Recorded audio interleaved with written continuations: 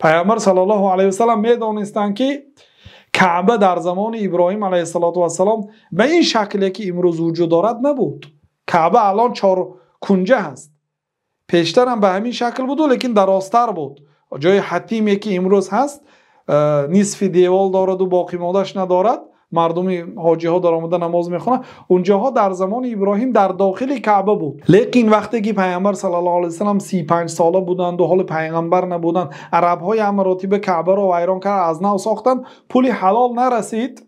بعد همین شکلی که حالا وجود دارد همین خیلی ساختند، نصفش باقی ماند. پیامبر صلی الله علیه و سلم گفتند که ای عایشه، اگر این مردم عرب مسلمانی نو نمیشدند، سال 8 هجری مردم مکه ایمان آوردند. بعد 2 سالش پیامبر صلی الله علیه و سلم وفات کرده. اینها حالی مسلمانی تازه نو هستند. اگر اینها حدیث و عهد به کفر نو که کافر امروز مسلمان شدند، یعنی عهدشان به کفر نزدیک است، حال اینها مسلمانی واقعی نشدند. اگر اینها مسلمانی واقعی می شدند، یعنی 100% می فهمیدند من کعبه را ویران می کردم و در زمان ابراهیم چه خیل بود همون خیل می ساختم. گفتند این حکمت است. یک کار خواستند و نکردند. برای چی؟ برای اینکه فتنه میشد. واقعا فتنه شد. در زمان عبدالله ابن زبیر کعبه را ویران کرد و به مانند شکل زمان ابراهیم کرد. چقدر خونی مردم در کعبه ریخت. خود عبدالله ابن زبیر کشته شد. صحابی بزرگوار، امیر شهر مکه بود، در مکه کشته شد. و همین گونه این فتنه دوام کرد تا زمان امام مالک. حتی امام مالک امیر شهر مکه مکتوب کرد که امام اگر اجازت باشد من کعبه ویران کرده مانند عهد ابراهیم میکنم.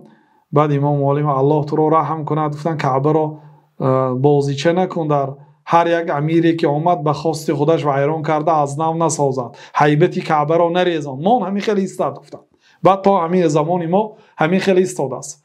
ببینید پیامبر صلی الله علیه و سلم از اول نکرده. علم داشتن که همین کعبه در زمان ابراهیم این خیلی نبود، لیکن حکمت را استفاده بردن، یعنی نتیجه اش را نگاه کردن. بنابراین حضرت علی هم گفتن که حدث الناس قدر عقولهم، در صحیح بخاری است، اتریدون ان یکذب الله و رسوله، به قدر عقل مردم سخن کنید. به اون مردمی که در پیش شما نشسته است، مثلا در مکتب سخن کردن آسان است، صنف 11 است، طبق فهمشان گپ. صنف 1 باشد به صنف 1 گپ میزنید موافق به فهمشان. لیکن در مسجد یا در این برنامه ها سخن کردن مشکل است، برای اونکه در این برنامه ها شخصیت های هستند که کافر هستند. بگذار تاجیک باشنم کافر هستند. مثلا بسیار شخصیت ها در همین چیام به ما مکتوب میکنند یا می نویسند که من مسلمان هستم، دین اسلام قدرم ندارم، من به الله تعالی باور ندارم. میگم این چیزا ما در زمان شوروی هم داشتیم و بعد شوروی هم داشتیم و این تا قیامت هم میماند، غریب نیست. یا نصران تاجیکایی که نصرانی شدن یا زردوش شدن مثلا. بنابراین اینها هم تماشا میکنند. شخصیت های هستند که معلومات عالی دارند، خواه معلومات عالی دینی دنیوی دارند، خواه کودکان باشند، خواه زنها باشند، خواه شخصیت های عامی که علمی نه دینی نه دنیوی دارند. در این موضوع ها سخن کردن مشکل تر است نسبت به دانشگاه. مثلا در دانشگاه میدانید که مستوای اینها صنف 4 است، کرسی 4 است، مثلا به مستواش مناسب سخن میکنید. خلاصه کلموا الناس قدر عقولهم گفتن، و قدر عقلی مردم سخن کنید. آیا دوست می‌دارید که مردم الله و رسول را دروغ برآورند؟